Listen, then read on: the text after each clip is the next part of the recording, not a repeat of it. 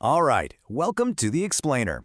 Today, we're diving into a really powerful and, let's be honest, pretty controversial belief system that has grabbed the attention of millions all over the world, the prosperity gospel. So let's start with a really powerful idea. What if your faith wasn't just about what happens after you die, but it was a direct key to a better life, right here, right now? I mean, imagine a belief where faith could literally guarantee you wealth, perfect health, and just total happiness. That right there, that's the central, really alluring promise of the prosperity gospel. So, what is it exactly? Well, at its heart, the prosperity gospel teaches that it is God's will for believers to be prosperous. And we're not just talking a possibility here, it's framed as a promise. The core idea is that if you have enough faith, God will always reward you with material riches, physical health, and joy. But where in the world did this idea come from? I mean, it didn't just appear out of thin air, right? To really get a handle on the movement, we've got to trace it back to its historical roots.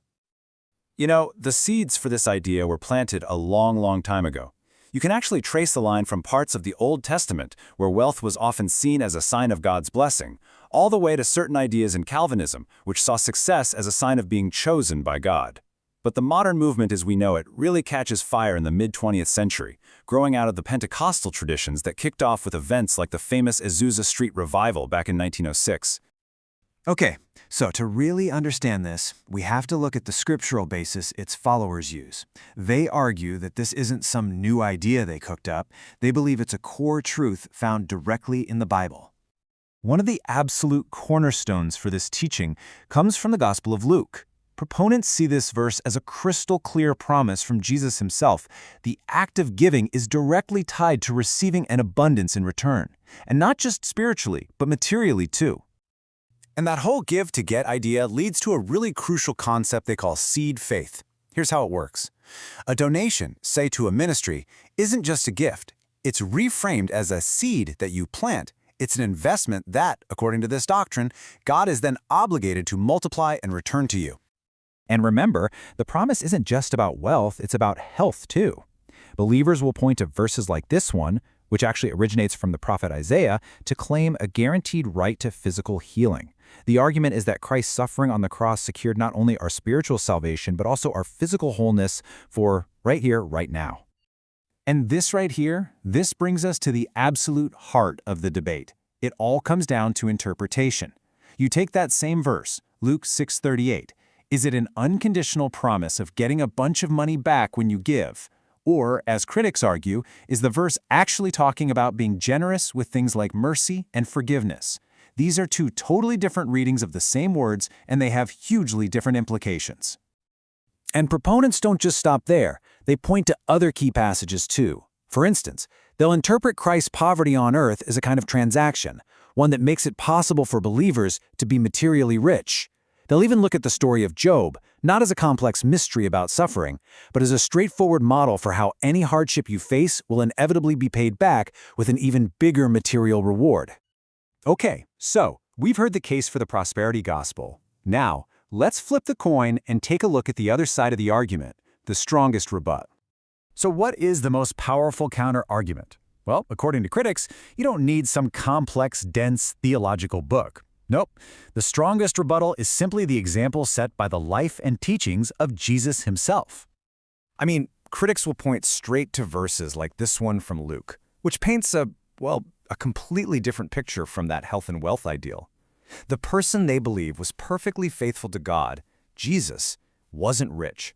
Actually, he was poor. He was homeless.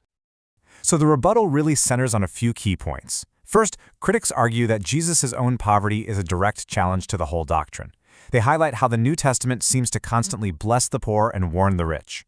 And ultimately, they contend that true riches are meant to be spiritual, not material, and that the simple existence of faithful, deeply devoted Christians who are also poor completely undermines the core claims of the prosperity gospel. But, this debate goes way beyond just who's reading the Bible correctly. Critics also point to what they see as real, tangible dangers that come from this doctrine. And let me tell you, the language critics use here is incredibly strong.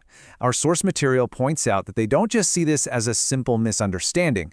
They label it a false gospel and a deformation of the gospel. That suggests it fundamentally twists the entire core message of Christianity. So why such a harsh label? Well, critics point to 4 major concerns.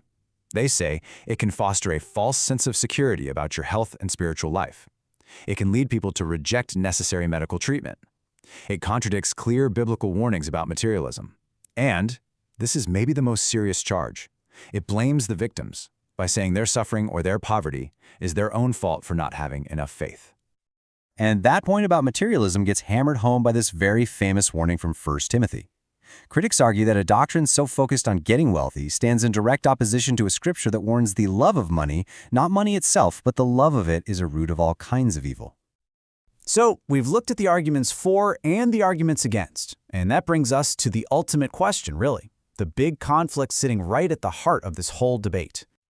You can really boil this entire thing down to 2 completely different ways of looking at faith. On one side, you've got the view that faith is a tool you use to get material blessings, and that your prosperity is proof of God's favor.